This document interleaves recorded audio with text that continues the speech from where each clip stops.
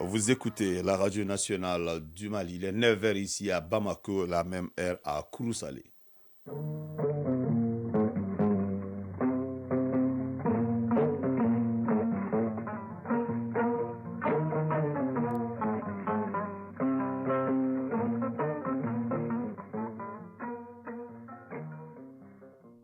Le journal Fousséni Tunkara.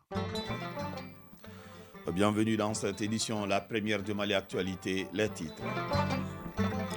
EID 26e édition, les travaux se sont déroulés hier au CICB à l'issue de cette rencontre démocratique à laquelle les Maliens assistent une fois dans l'année. Plusieurs recommandations ont été formulées.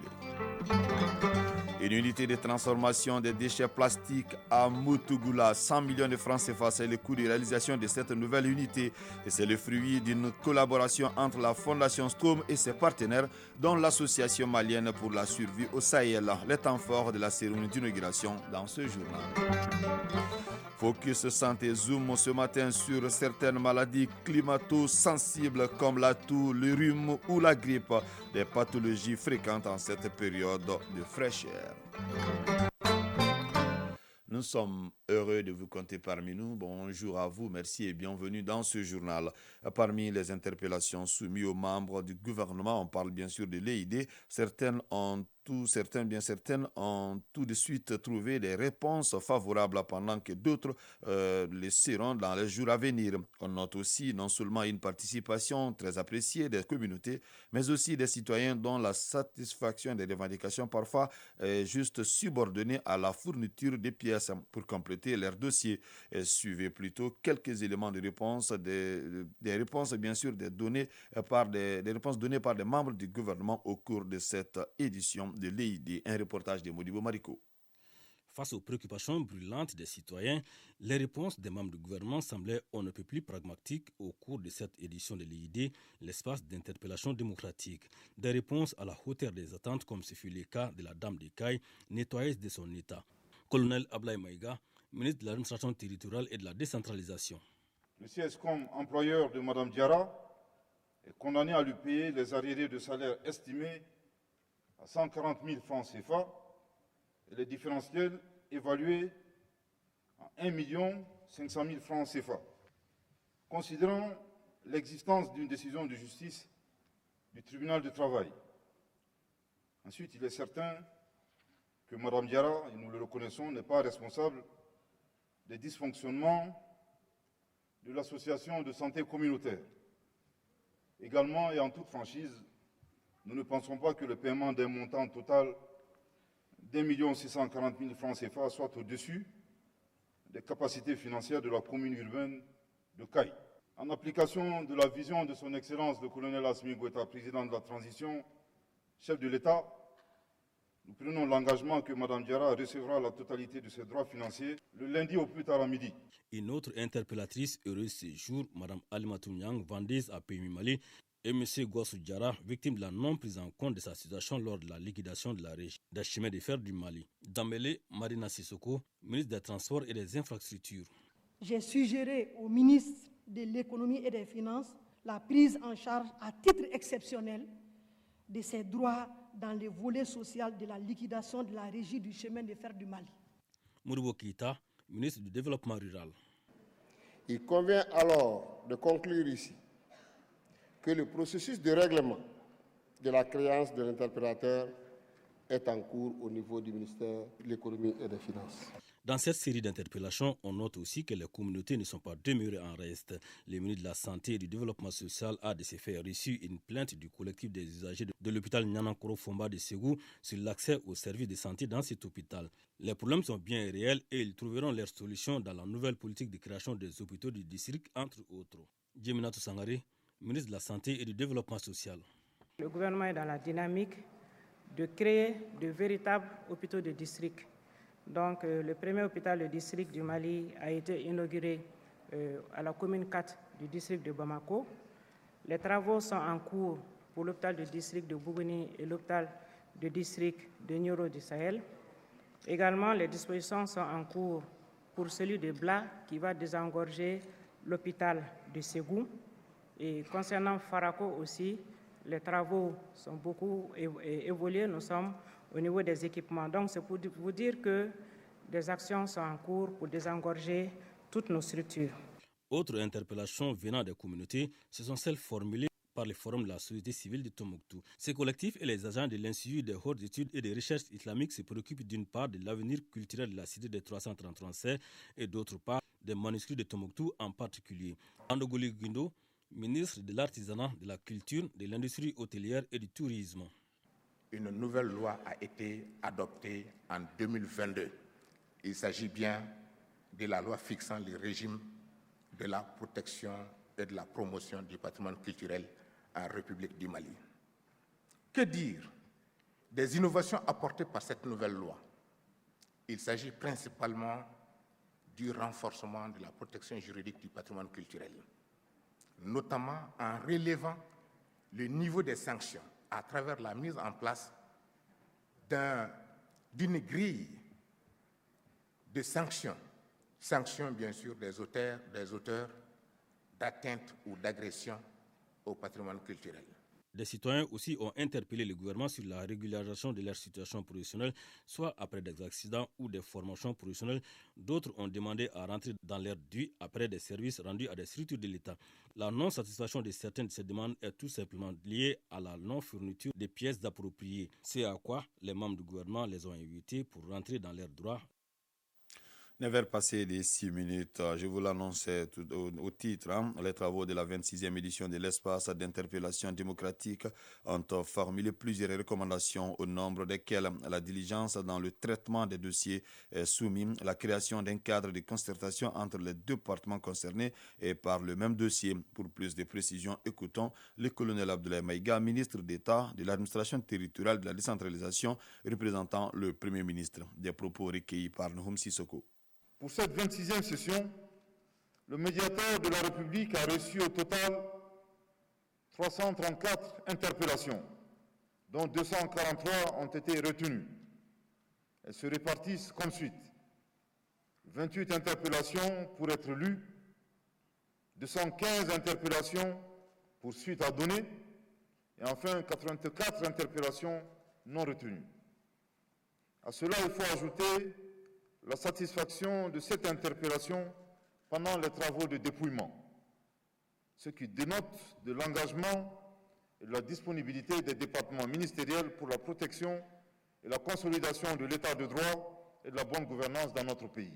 L'enjeu est considérable puisqu'il s'agit de conforter davantage la puissance publique et de renforcer l'autorité de l'État d'une part et de restaurer la confiance entre l'État et la population d'autre part, par une bonne gouvernance basée sur des principes d'équité, d'égalité et de justice. Thème de cette journée riche en échanges.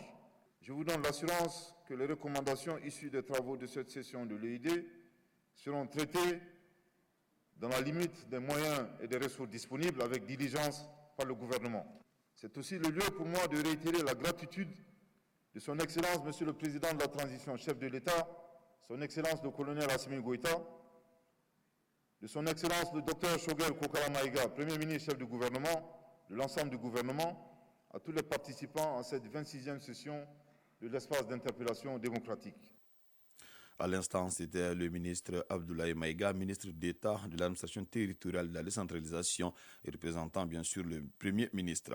Inauguration vendredi du nouveau siège de la communauté sunnite du Mali. C'est un bâtiment flambant neuf qui se trouve à Missabou, en commune 6 du district de Bamako. La cérémonie d'inauguration a eu lieu en présence de 2 membres du gouvernement, des ambassadeurs accrédités dans notre pays et autres invités venus de la sous-région. Souleymane Sidibé. La communauté des sunnites du Mali a désormais son siège. Un bâtiment composé d'une mosquée, des salles de conférences, des magasins et des bureaux. La nouvelle infrastructure située à Missabougou sur la route de Irimadjo est l'œuvre de tous les sunnites du Mali, avec à leur tête Youba Yara, le nouveau président. Le coordinateur général des sunnites du Mali, Imam Mahmoud Diko, appelle les musulmans à l'unité et les Maliens à l'union sacrée. Notre pays aujourd'hui a besoin qu'on se donne la main, qu'on se serre les coudes et qu'on terre tout ce qu'on a comme rancœur, comme autre chose, pour vraiment faire face à l'essentiel qui est notre patrie. 2 membres du gouvernement présents à la cérémonie d'inauguration apprécient cette initiative au nom de l'islam. Oumarou Diarra, ministre délégué chargé de l'action humanitaire, de la solidarité, des réfugiés et des déplacés. Nous, aujourd'hui, nous sommes très comblés. La Sunna, selon le prophète Ali sallallahu alayhi wa sallam, moi je le résume en une seule phrase: l'amour du bien-être de ton prochain sur le chemin d'Allah. Dr Mamadou Kone, ministre des Affaires religieuses. Les religions n'appellent qu'à la paix, à la stabilité, pas à l'affrontement ni à la guerre. À l'endroit de toute la communauté musulmane, la paix, la solidarité, l'entraide entre les musulmans eux-mêmes et l'entraide entre les musulmans et les autres frères qui sont dans notre pays. La nouvelle maison des sunnites du Mali a coûté plus de 500 millions de francs CFA. Elle est ouverte à tous les musulmans du Mali et du monde entier. 100 millions de francs CFA, c'est le coût d'une nouvelle unité de transformation des déchets plastiques en table-banc scolaire à Moutougula. L'infrastructure vient de voir le jour et c'est le fruit d'une collaboration entre la Fondation Strom et ses partenaires, dont l'Association malienne pour la survie au Sahel. La cérémonie d'inauguration a été présidée par le ministre de l'Environnement, de l'Assainissement et du Développement durable en présence des autorités locales et administratives de la localité. Mariam Koulibaly. Ils sont 10 jeunes hommes et 224 femmes qui bénéficient directement de cette nouvelle unité de transformation des déchets plastiques implantée à Moutougula. L'initiative soutenue par la Fondation Strom et ses partenaires vise à protéger durablement l'environnement en créant des emplois verts. Dambele Orokiatou Dambele, directrice régionale de la Fondation Strom. Faire connaître davantage la Fondation Strom dans le domaine particulier de la protection de l'environnement et du changement climatique. Cette nouvelle orientation s'est traduite par la mise en place d'une unité de production de tables-bancs en sachets plastiques recyclés dans le cadre de la mise en œuvre du projet dénommé Green Jobs. Avec une capacité de production de 28 tables-bancs par jour, soit une consommation de près de 784 kilos, l'unité joue favorablement dans la préservation de l'environnement, surtout quand on connaît le degré d'utilisation et de nuisance des plastiques. Elmedi Aga Wakina, directeur des programmes de l'Association malienne pour la survie au Sahel. Du début des activités de l'unité à maintenant, la transformation des déchets plastiques a contribué à débarrasser notre commune de 9604 kg de déchets plastiques, ce qui représente une part significative des déchets de la commune.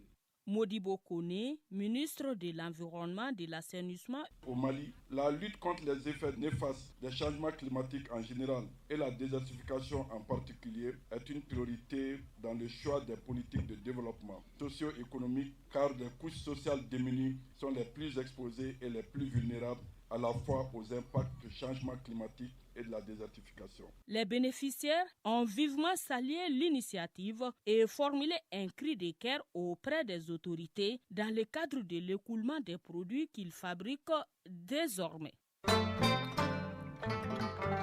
Actualité hors de nos frontières, Washington vient de condamner directement l'ancien président guinéen Alpha Condé à annoncer vendredi 9 décembre geler ses avoirs ainsi qu'interdire toute relation commerciale avec lui alors qu'il avait été salué par les Américains pour devenir en 2010 le premier président démocratiquement élu de Guinée. Il a ensuite réprimé violemment l'opposition avant d'être renversé en 2021. Corruption au Parlement européen. La vice-présidente Eva Kaili sanctionnée, interpellée vendredi 9 décembre par la police belge dans le cadre d'une opération anticorruption en lien avec le Qatar. La Grecque Eva Kaili s'est vue retirer provisoirement ses délégations de vice-présidente. À Bruxelles, eurodéputés et ONG appellent à davantage de contrôles d'éthique. Pour terminer cette page internationale, le Premier ministre taïwanais accuse la Chine de violer les règles du commerce international et de faire preuve de discrimination à l'encontre de l'île après l'annonce par Pékin de nouvelles interdictions d'importation.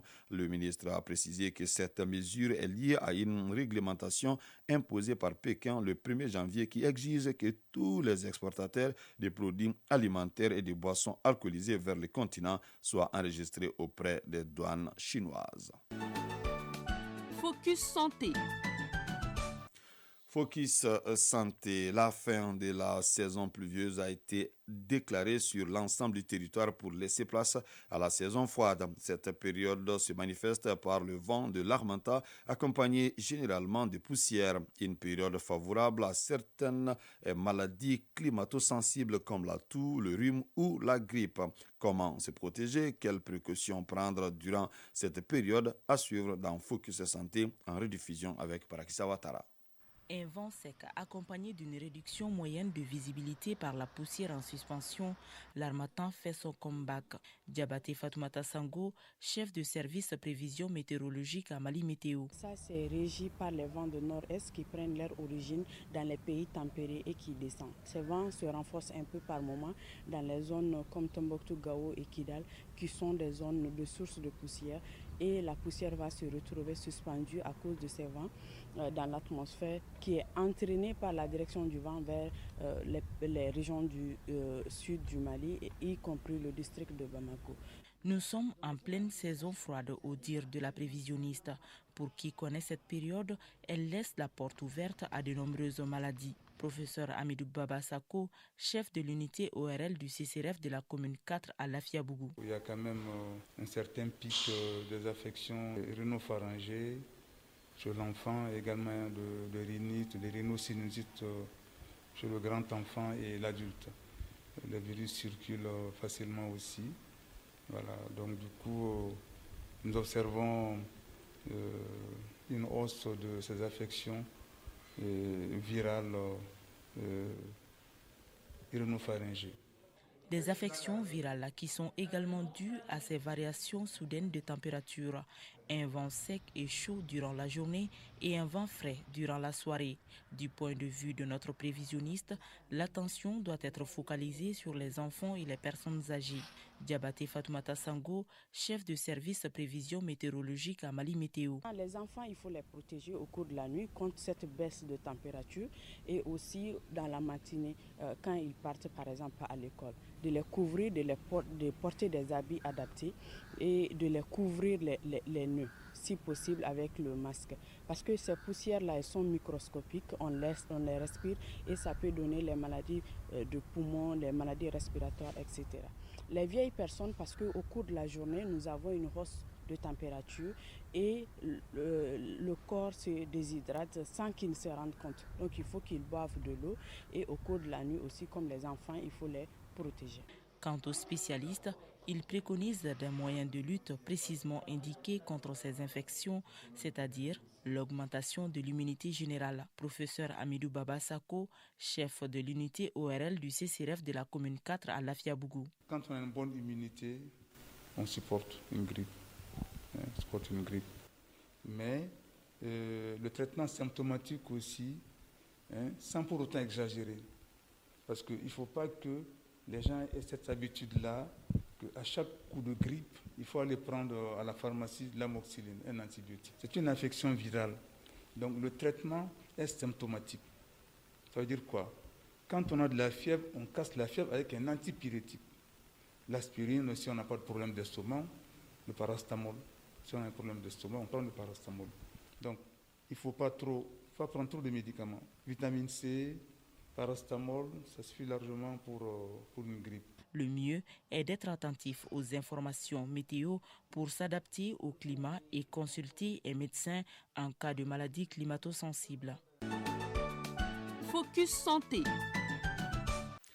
9h passées les 19 minutes, c'est donc la fin de cette édition qui vous a été présentée par Fousseni Tunkara. Bintou Traoré a assuré la connexion technique et la mise en ligne a été assurée par Sekou Traoré. Une édition coordonnée par Ousmane Dao. Merci pour votre fidélité. Restez connectés tout à l'heure, les journaux de la Coupe du Monde Qatar 2022 avec Fambourou Djourté. Prenez bien soin de vous, que le bon Dieu nous protège.